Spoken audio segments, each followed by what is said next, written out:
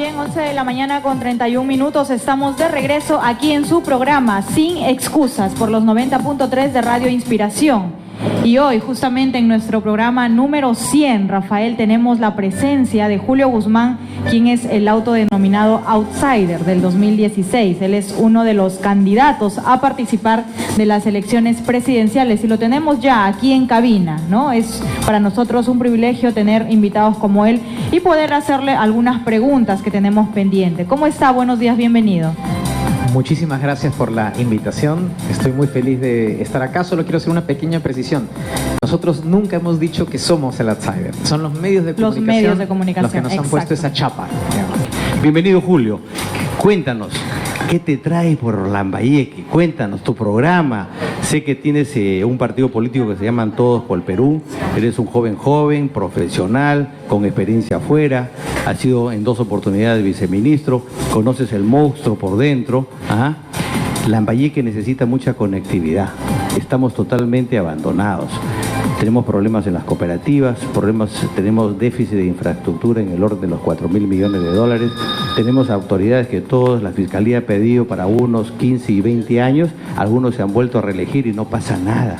Necesitamos urgente, y me adelanto a lo que tú puedes haber observado o te pueden haber comentado, necesitamos una audiencia pública. No tenemos confianza, no hay seguridad jurídica, menos seguridad ciudadana. Estamos realmente mal y estamos abandonados porque somos una de las 3 regiones que no tienen ni canon, ni sobrecanon, ni regalías. Y encima problemas sociales de inversionistas que no son empresarios, sino pseudoempresarios. Con esto te doy la bienvenida. Quiero hacer esta entrevista didáctica. Quiero que te presentes, que nos digas cómo te llamas, qué edad tienes, qué has estudiado, todo para que nuestro público lambayecano te pueda conocer. Bienvenido, Julio, por favor. Muchísimas gracias. La de ley, no estoy en la Fiscalía, pero la de ley necesitamos para que la gente conozca quién es Julio Guzmán. Claro que sí. Julio Guzmán Cáceres. Yo nací en Lima, pero mis padres vienen de Celendín, Cajamarca, y del Cusco. La familia de mi madre es de Cajamarca y la de mi padre es de... Chilico. Chilico, sí. Yo soy me considero más chilico que cusqueño. Y eso por mi fisonomía, por cómo luzco, pero también por mis genes. Soy muy cercano, me siento más cercano a la parte de mi mamá en ese aspecto. Estudié economía en la Universidad Católica en Lima. Mi padre falleció cuando yo era muy niño. He comenzado a trabajar desde muy temprana edad, desde los 15 años, a pagarme absolutamente todo lo que había en el camino, porque era la única forma. De ahí hice una maestría en los Estados Unidos, en la Universidad de Georgetown, en políticas públicas. Estudié en la Universidad de Oxford, en Inglaterra, y terminé un doctorado en la Universidad de Maryland, en los Estados Unidos. He trabajado en el Banco Interamericano de Desarrollo, donde he asesorado a algunos países. He sido viceministro del Perú en 2 oportunidades. ¿En qué carteras? En la cartera de producción, he sido viceministro de Industrias y secretario general de la presidencia del Consejo de Ministros. Pero toda esta experiencia a mí me enseñó 2 cosas, fundamentalmente, ¿no? La primera es que el Perú no es Lima. Y eso me lo enseñaron desde niño. Por lo que uno escucha cuando está en tu casa, ¿no? Cuando está en tu casa, tus abuelos, de lo que hablan, el énfasis de que el Perú no es solo Lima. Y segundo, la mirada de bosque. El hecho de haberme ido afuera, como la mayoría de gente que se va a vivir afuera, tiene una mirada distinta del país. Ya no te miras el ombligo, sino ahora te miras el contexto, tu entorno. Y creo que esas son 2 cosas importantes para poder pensar en una visión de país. Qué importante, Julio, porque cuando conversamos de políticas públicas, primero la gente no entiende. Queremos tener algunos parámetros y poder compararnos a otros países, no cómo nos miramos nosotros, sino cómo nos miran desde afuera. Cómo crecemos, pero si crecemos de verdad. Cómo está nuestro Producto Bruto Interno, si está conformado con gente trabajadora, pero aquí en Lambayeque en particular tenemos 650.000 personas, pero el 35%, más de 200.000 personas son informales, mototaxistas, taxistas y ambulantes, que no entienden nada. Nunca ha habido esa aplicación de políticas públicas. Y un tema que lo has tocado tangencialmente es el bosque, y luego que Lima es la concentración del 80% de los recursos. Y tratamos hace mucho tiempo un programa de descentralización y un programa de concentración de recursos. Pero en el programa de descentralización, cuando todo caminaba muy bien, lo primero que hicimos fue cambiar de 25 departamentos a 25 regiones. Y no hemos hecho y no hemos dado el segundo paso, que es la formación de las macroregiones. ¿Por qué? porque un candidato presidencial y luego presidente dijo no, hay que repartir el canon, el sobrecanon y las regalías. Y bueno, en Lambayeque nos hemos quedado un outsider, y menos vamos a ser parte de una macroregión, porque el niño pródigo, el niño perdido, el niño sin recursos, nadie te va a recibir. Pero sin embargo, tú eres un excelente profesional y sabes que los recursos del canon, sobrecanon y regalías, el 50% van al Ejecutivo y el otro 50% es el lugar donde se produce. Entonces deberían compensar a estas 3 regiones para que continúe el proceso de descentralización y de concentración y se hagan las famosas macroregiones, porque si no, no vamos a tener esa visión que tú lo has dicho muy claro de este país moderno, de este país seguro, de este país desconcentrado, porque no queremos que Lima siga concentrando, sino y ver otra parte del país que seguramente vas a pensar como yo. No solamente hay que dar políticas públicas, hay que crear ciudadanos, hay que pensar en las personas, en los derechos humanos, en los derechos laborales. Las personas no somos animales, somos gente que en algún momento hacemos un esfuerzo extraordinario para poder cumplir el presente a través de nuestro pago de la seguridad social. Pero tenemos que guardar recursos para nuestra vejez, que todas las vamos a tener, y esas contingencias tienen que estar aseguradas por la ley de seguridad social, que es la labor fundamental del Estado, darnos salud, educación, bienestar, infraestructura, servicios. Todo esto podemos conversar de repente 500 días porque tenemos casi la misma experiencia, hemos trabajado, conocemos al monstruo de adentro, pero tenemos un problema. Se necesitan gente como tú, como yo, como algunas otras personas que hemos demostrado que nos portamos bien. Acá tiene usted una asesora extraordinaria que me conoce del Congreso de la República, y cuando yo digo, el señor Aita tiene 180 leyes aprobadas, no, ¿y quién sabe eso? A nadie le interesa. A nadie le interesa si el político hizo cosas buenas. Lo que interesa es que seas protagonista, que le pegues al alcalde, que insultes a la autoridad y que salgas y que te conozcan al día siguiente, no porque eres un hombre formal, sino que has hecho cosas extraordinarias que no van y van reñidas con la moral. Por eso, Julio, explícanos, ¿qué ves como visión de país y qué ves como visión lambayecana? Perfecto. A ver, yo creo que lo que hemos hecho en las últimas décadas es concentrarnos en los temas que no son realmente la prioridad a uno en el país y que ha llevado al punto en el que estamos el día de hoy. El día de hoy yo lo resumo en una sola frase, que los peruanos la decimos comúnmente, que es: en el Perú se sufre pero se goza, ¿no? ¿Y por qué se goza? Se goza porque es bonito vivir en el Perú. Nosotros que hemos estado en algunos otros países entendemos que la forma de vida del peruano es muy particular. La comida, nuestro humor, nuestros lazos familiares, nuestros amigos, son cosas importantes, valores. Pero se sufre porque todo es complicado en el Perú. Desde que te levantas hasta que te acuestas, todo es un trámite, todo es una gestión, todo es un derroche de energías mayor al que uno debería. Todo es difícil. Desde que tomas desayuno en donde no tienes agua potable hasta que sales y no tienes pistas, no tienes veredas, no tienes seguridad, tanto física como jurídica, etcétera, etcétera. Entonces, ¿por qué hemos llegado a este punto? ¿Por qué hemos llegado a un punto en donde para el peruano como individuo todo es difícil? La explicación es que en los últimos 30 años no hemos estado concentrados en las personas, en los individuos, sino hemos estado concentrados fundamentalmente en la gran inversión, pensando que todo el progreso, absolutamente todo el progreso va a venir de ello. Y hemos puesto todas nuestras balas en eso, institucionalmente, como Estado, como política pública. Yo no estoy en contra de la gran inversión. Hay que estar loco para estar en contra de la gran inversión. Tiene que continuar. Hay Pero que el ser humano, la persona. Pero la prioridad es la persona. Y eso no lo dice Julio Guzmán. Eso lo dice la evidencia de los países que progresan. Los países que más progresan en el mundo. Adicionalmente, Julio, el primer artículo de nuestra Constitución, la persona humana es el fin supremo de la sociedad y todos tenemos que trabajar en beneficio de, y la seguridad social tiene que ser proactiva y tiene que ser gradual y todos tienen que estar en este programa de inclusión que creo que es parte de la aplicación de las políticas públicas. Vamos a nombrar un caso concreto, Israel. Israel es un país que es del tamaño de Ica, que no tiene recursos naturales, lo único que tiene es salida al mar, y sin embargo Israel es uno de los 20 países más desarrollados del mundo. Entonces uno puede pensar, ¿y por qué? ¿Y cómo así lo han logrado? Y es porque se han concentrado en invertir en las personas. El caso de Chile. Chile es un desierto con un poco de cobre y nos lleva 20 años de adelanto. ¿Por qué? Porque la política pública tiene que estar centrada en la persona. Cuando la persona desarrolla sus talentos, el país avanza y el país progresa.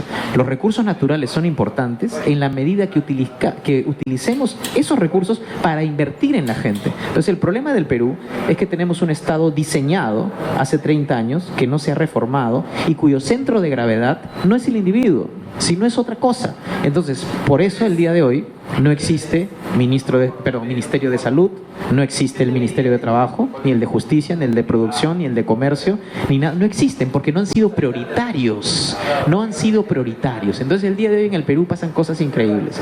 Nuestra calidad de consumidor ha mejorado, pero no ha mejorado nuestra calidad de ciudadano. Entonces nuestra tarjeta de crédito vale más que nuestro DNI, cuando en los otros países es exactamente al contrario. Entonces cuando tú cambias tu centro de gravedad, todos tus programas de Estado cambian y se transforman. El Estado de hoy sufre de una enfermedad que se llama la pilotitis, que tú la debes de conocer a maravilla. La pilotitis, eso que tenemos programas para todo, pero son chiquititos, no funcionan, están en distintos lugares y no interactúan. Lo que necesitamos es hacer pocos programas con fondos muchísimos más amplios y con requisitos de acceso más bajos, para que no beneficien a porciones de la población muy reducidos, sino para que beneficien a todos. Nosotros apostamos... ¿Cómo llegarías con estos programas sociales? Porque fíjate, se han invertido 3.500 millones de soles en el último presupuesto y resulta que el 75% solamente llega a los programas, porque este 25% se pierde entre la infraestructura, las personas que analizan, los que conforman, los que supervisan, los que fiscalizan, los que monitorean, y al final nos hemos dado cuenta que los que fiscalizan, los que monitorean son los que se llevan la plata, porque no llega al lugar, ¿no?, y al el objetivo que desea este programa. ¿Cómo harías tú para que estos programas que cuestan $1.000 millones al año, poder llevarlos a través de qué ente, de qué formación? Mucho más pequeños, mucho más seguros, pero mucho más focalizados. Correcto. Ahí creo que lo que hay que hacer es un trabajo más en monitoreo y seguimiento y sobre todo reforzamiento de las bases de datos. Las filtraciones que ocurren hoy día en los programas sociales son altas porque las bases de datos que nos sirven para monitorear quién recibe y quién no están plenamente desarrolladas. Esa base de datos se llama el CISFO, que es una forma de localizar quiénes deberían de recibir el servicio o no. Y los niveles de filtración hoy día son mayores a los aceptados internacionalmente. En el mundo se sabe que un nivel aceptable de filtración, para que los peruanos entiendan qué es una filtración, es todas aquellas personas que reciben el beneficio cuando no deberían, ¿no? Es más o menos el 10%.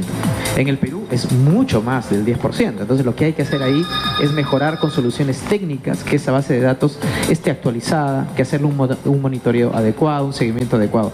Pero los programas sociales tienen que continuar, porque a pesar que nuestras clases medias debería ser por donde debemos entrar, todavía hay un 20% de la población que tiene necesidades todavía muy básicas y que tenemos que ayudarlos. Julio, por ejemplo, para mejorar la vida y la salud de la población. Sabemos nosotros que los planes de prevención no se cumplen en el país. Mi padre, igual que el tuyo, debe haber comentado que la prevención no es un gasto, sino más bien es una inversión.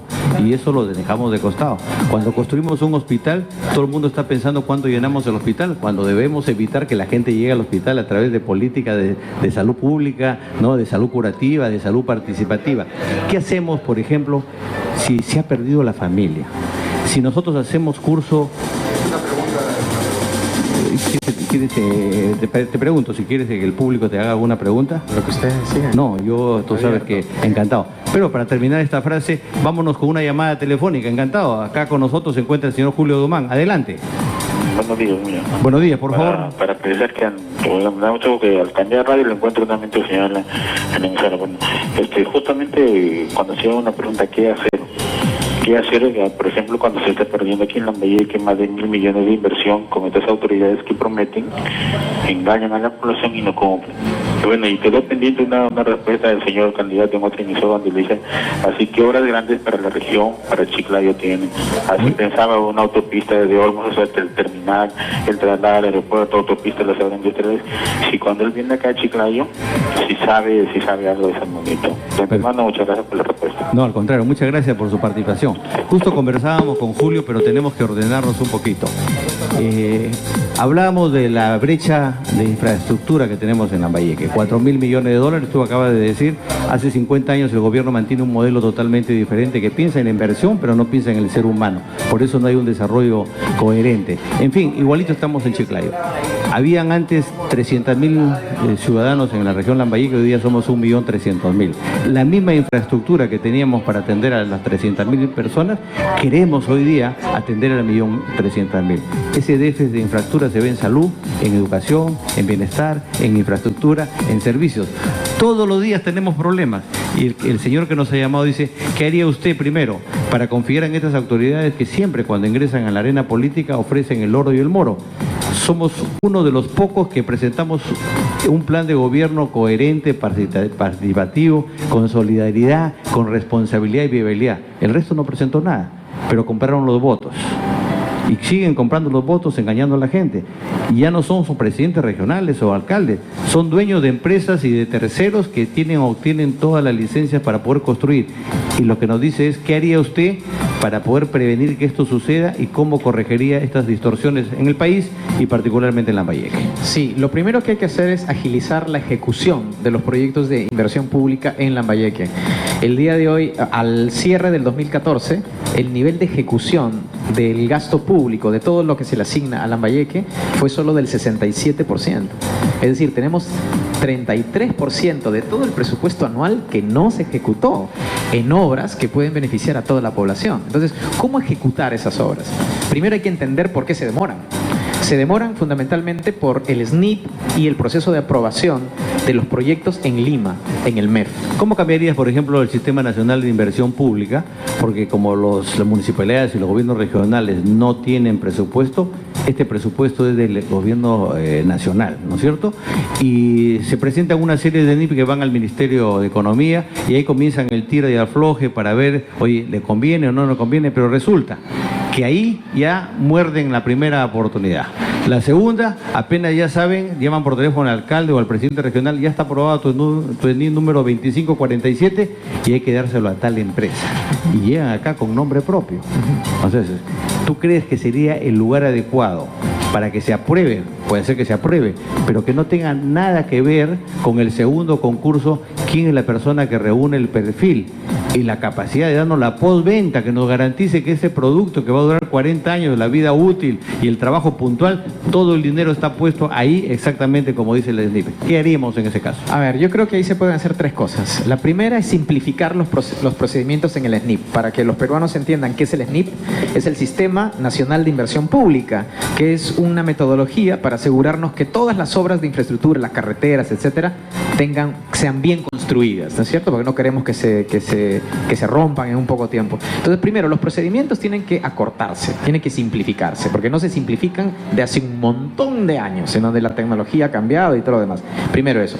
Lo segundo es cambiar la actitud en el MEF, en el Ministerio de Economía y Finanzas. En lugar de ellos simplemente decir aprobado, desaprobado, aprobado, desaprobado, ellos tienen que ir a los gobiernos regionales, con los funcionarios de los gobiernos regionales, a hacer los estudios, en lugar de solo decir sí o no. Entonces ahí se podría hacer un esquema de 6 meses viviendo en las regiones y 6 meses que vivan en Lima.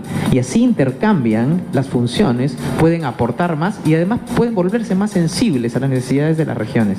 Y lo tercero que se puede hacer es el uso de los fideicomisos. Mira, en Colombia, el 80% de los proyectos de inversión pública se hacen a través de fideicomisos privados. ¿Eso qué significa? Que tú, una vez tienes el proyecto identificado, el que ejecuta, el que desembolsa, el que administra el fideicomiso es el fideicomiso. Mira, te ahorras primero coimas. Te olvidaste de las coimas. Segundo, te olvidaste de las elecciones a dedo. Tercero, las obras avanzan más rápidamente porque depende del fideicomiso de los desembolsos y no del gobierno regional. Cuarto, te aseguras... Se cumplirían los cronogramas y no había problema de rechazo, que eso es lo que más cuesta. La inversión de retraso de una obra de 1 mes, 2 meses, entrar, como Lambayeque recibió 1.000 millones de soles.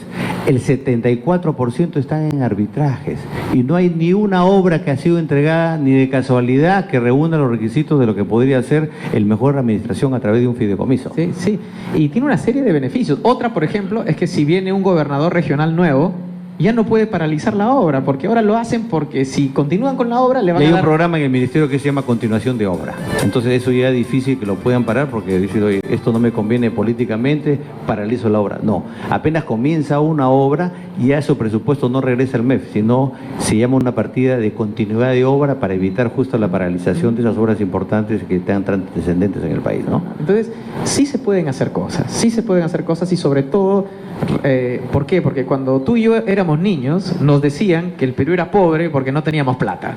Y ahora lo que tenemos es dinero para invertir. Hace 10 años, algo que los peruanos no saben, es que hace 10 años solo ejecutamos hasta el 80% del presupuesto. Y el resto lo tenemos... Somos pobres intelectualmente. Y eso es importante decirlo. Cuando no hablamos del diagnóstico y no llegamos a la verdad, o comenzamos mal con un mal diagnóstico, vamos a aterrizar mal. A veces los políticos no tenemos esa solidez de decir las cosas por nombre propio. Me ha pasado a mí, de repente perdí algunas elecciones, algunos votos, pero no pierde la conciencia del hombre y del ser humano correcto y con valores, que es lo que buscamos ahora. Hoy día queremos gente de confianza. ¿Por qué tenemos que votar por Julio Guzmán? Porque tengo confianza con él. ¿Por qué más tenemos que votar por Julio Guzmán? Porque tiene familia. ¿Por qué más voto por Julio Guzmán? Porque tiene valores. Pero adicionalmente Julio Guzmán se ha preparado. Nos trae un diagnóstico del país y no queda en el diagnóstico, sino en la solución de los problemas. ¿Cuáles son los problemas multilaterales? ¿Cuáles son los problemas multisectoriales? ¿Cuál es la solución a cada uno de estos problemas? Y con esto regresamos después de un corte comercial.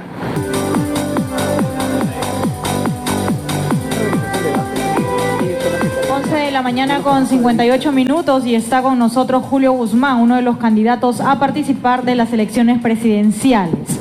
Y nos gustaría saber, y quizá también a las personas que nos escuchan, ¿qué haría usted para reformar nuestro Congreso de la República? A ver, ahí se pueden hacer dos cosas. Todo lo que puedas hacer antes de las elecciones y lo que puedas hacer después, cuando ya estés en el gobierno. Antes, primero, elegir una buena lista al Congreso. Hemos tomado varias decisiones. La primera, no vamos a aceptar un sol de nadie que quiera ser candidato al Congreso. Si alguien viene y me dice, oye, toma $100,000, ¿sabes qué? Guárdatelos.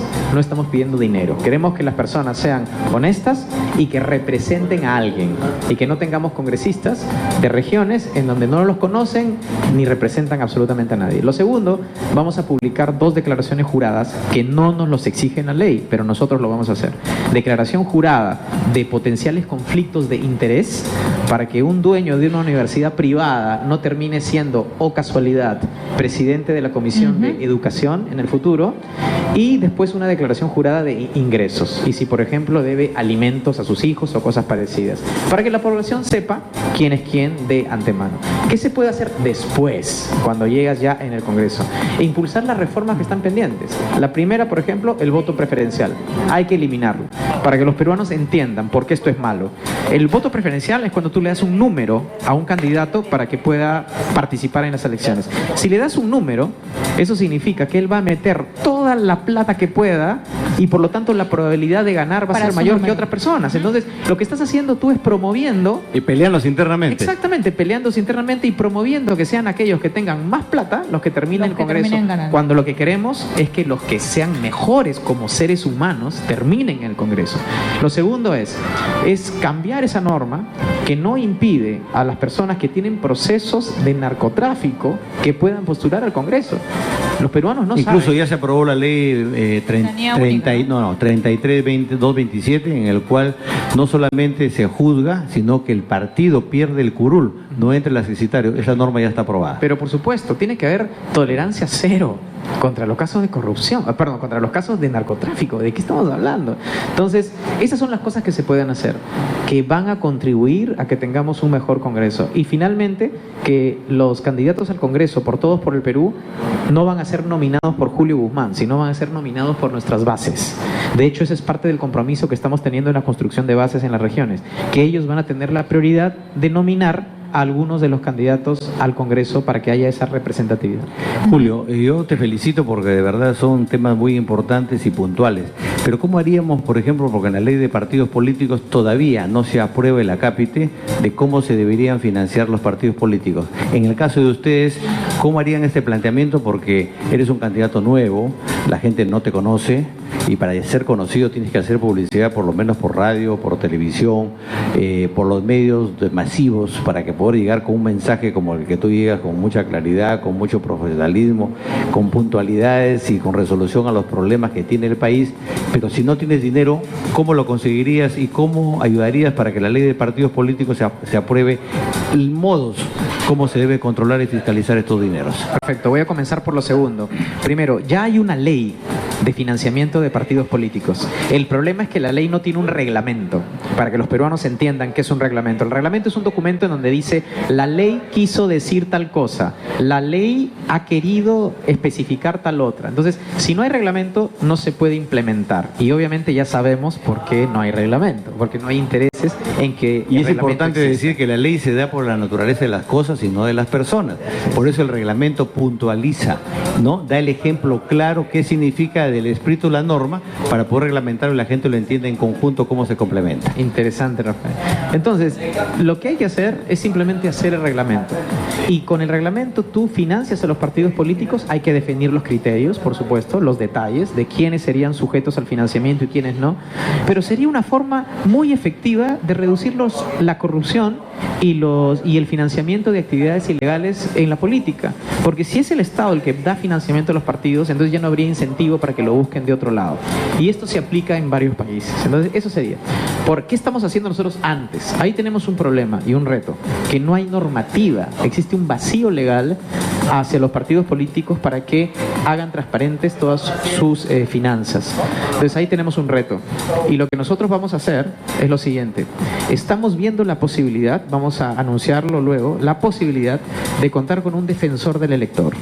Una persona que tenga credibilidad en la sociedad peruana y que tenga información sobre los fondos que entran a la campaña. Y esa persona pueda decir, mira, este fondo es limpio, este no es limpio, pero sin decir y sin dar detalles de quiénes son, porque la gente se muere de miedo de tener represalias si es que en algún momento llega como una unidad financiera de inteligencia. Algo así, pero que permita al menos un punto medio en donde la población tenga alguna idea de cuál es el origen de estos fondos, porque existe un vacío y los partidos políticos que queremos hacer bien las cosas tenemos que encontrar alguna solución. Te doy un ejemplo, Julio, que es justo lo que tú me estás planteando. Aquí hubieron hasta 3 candidatos. Uno que representaba a Fujimori gastó $7 millones para ser presidente regional, para ganar 8.000 soles mensuales. El otro, que es del grupo de APP de las universidades, gastó también igual $7.250.000, o sea, 20 millones de soles en una campaña. 1 millón de postes que tiene la región Lambayeque, todos tenían su afiche de ida y vuelta. Ojalá fuera un afiche, ¿no? Un afiche que por lo menos, ¿no? Banderín grande, que costaba por lo menos 4 o 5 soles cada banderín, o sea, millones de soles y no se han podido justificar. E incluso nosotros no quisimos firmar el acuerdo de ética, pensando en lo que tú dices, un defensor del electorado, para que poder explicarle, oiga, firmen ese documento donde se va a investigar el lavado de activos, los dineros oscuros, cómo ha sido el financiamiento.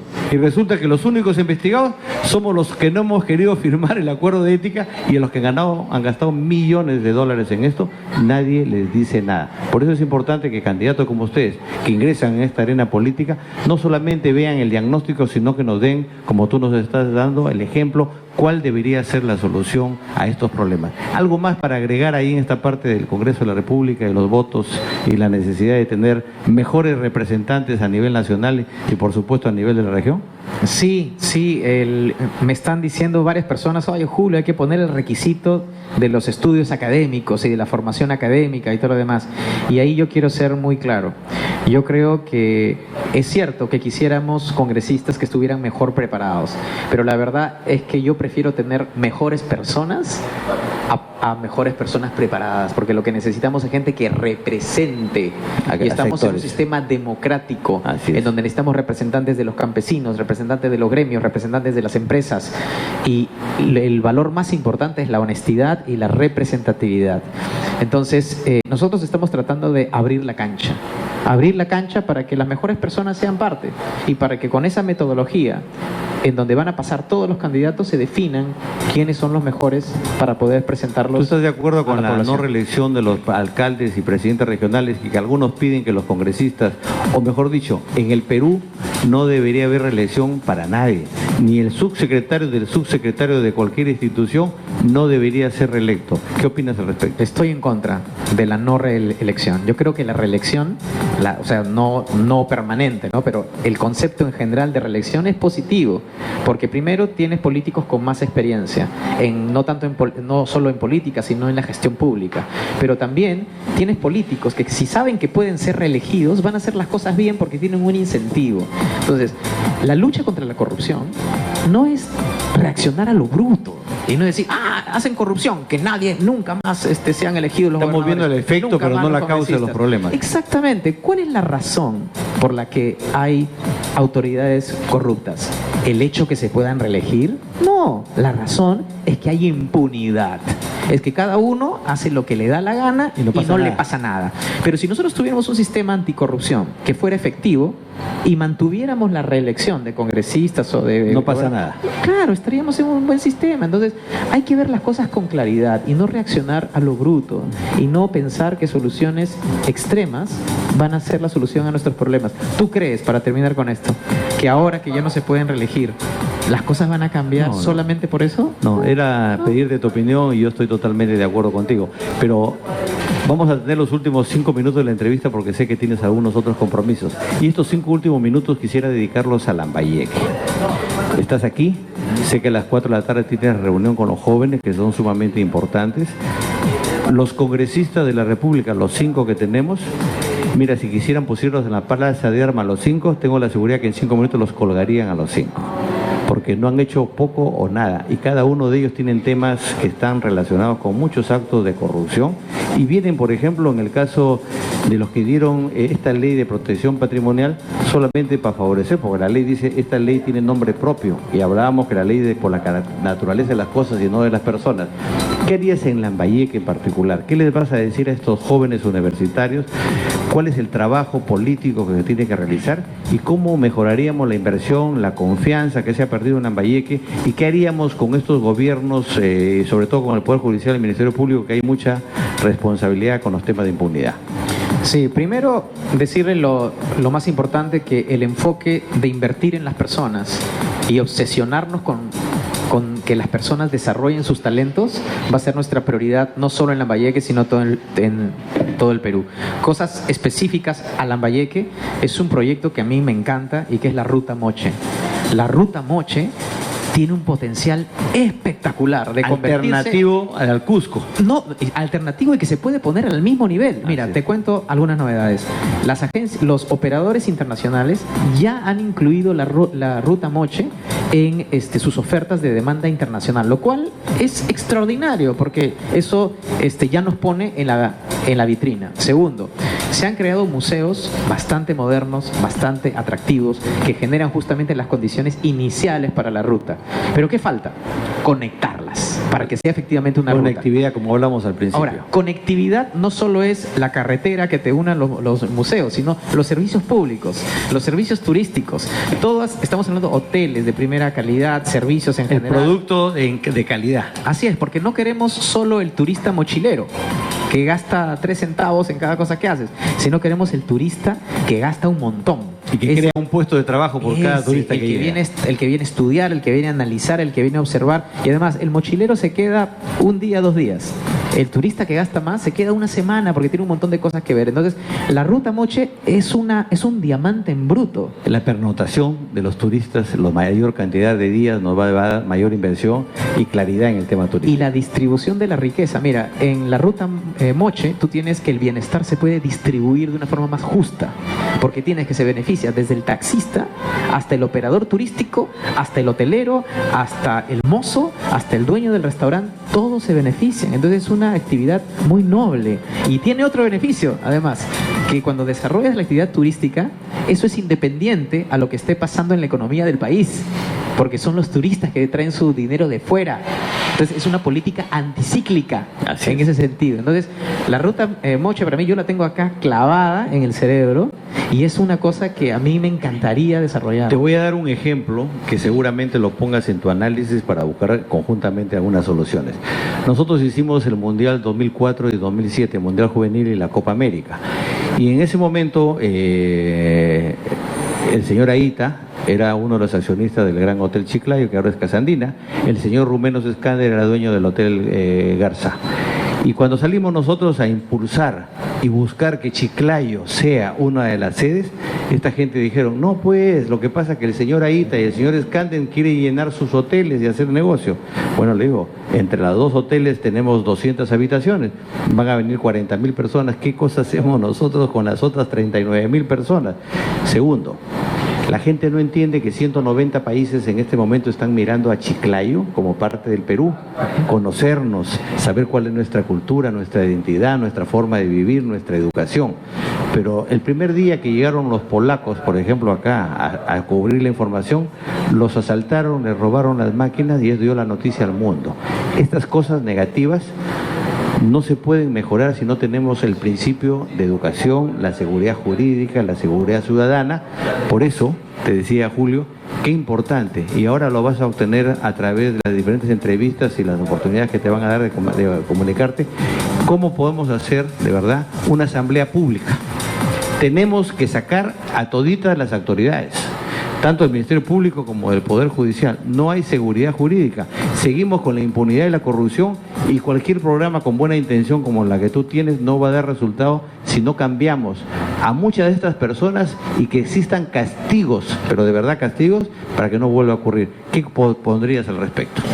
A ver, primero, totalmente de acuerdo que cualquier proyecto de desarrollo económico, social, educación, salud, pasa por primero luchar con la corrupción. ¿Y por qué? Vamos a explicarlo por qué. Porque la corrupción es la que te quita el agua potable. No, porque por las coimas. La corrupción te quita colegios, que se demoran una eternidad en construir por la corrupción. La corrupción hace que no tengas seguridad en la calle, porque los policías, los fiscales, los jueces están todos coimeados. La corrupción hace que no tengas servicios públicos y que Pensión 65 no te llegue porque se la roban en el Banco de la Nación. Entonces, si tú quieres implementar cualquier reforma, todo eso pasa por comenzar por la corrupción.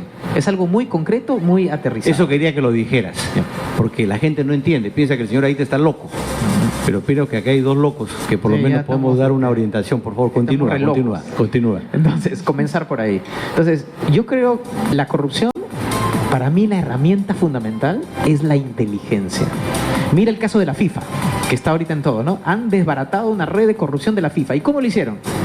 Infiltraron gente que comenzó a conseguir pruebas, videos, audios, y ahora están comenzando a procesar y desbaratando toda una red de corrupción que ha estado décadas, ¿no es cierto?, en una institución como la FIFA.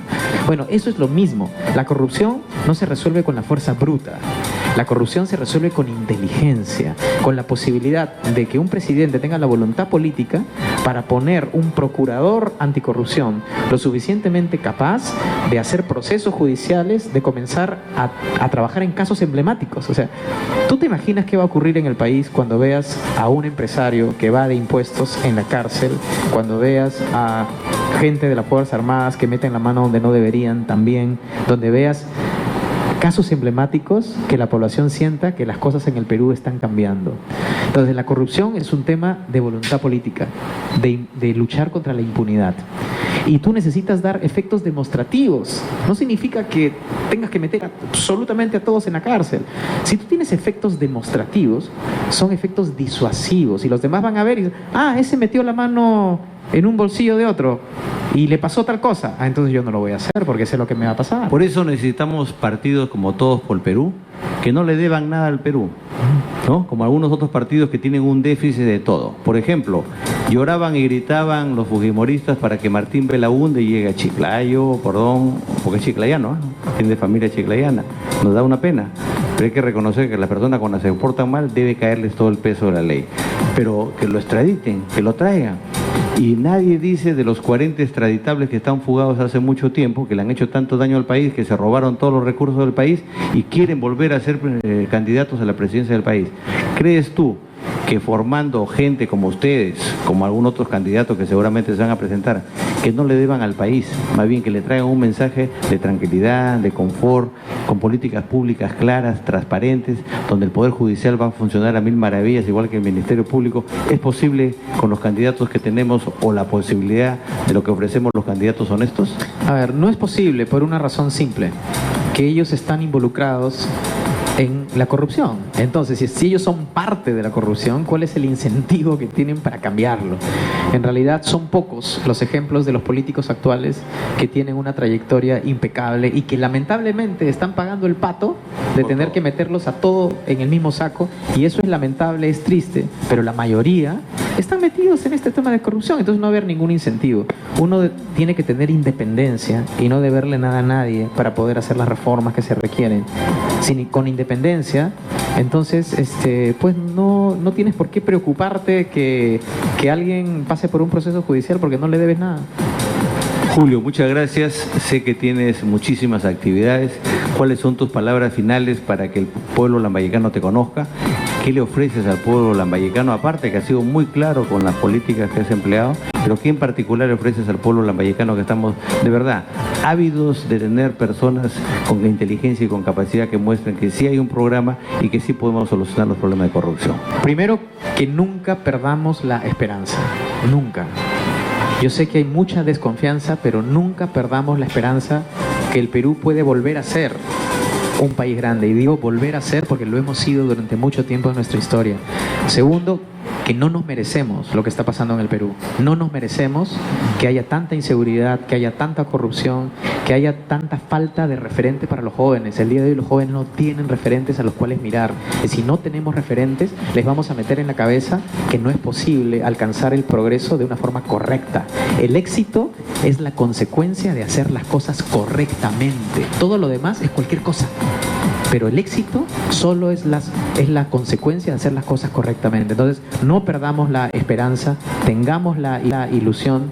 La mayoría de peruanos somos honestos, somos chambeadores y solo queremos progresar.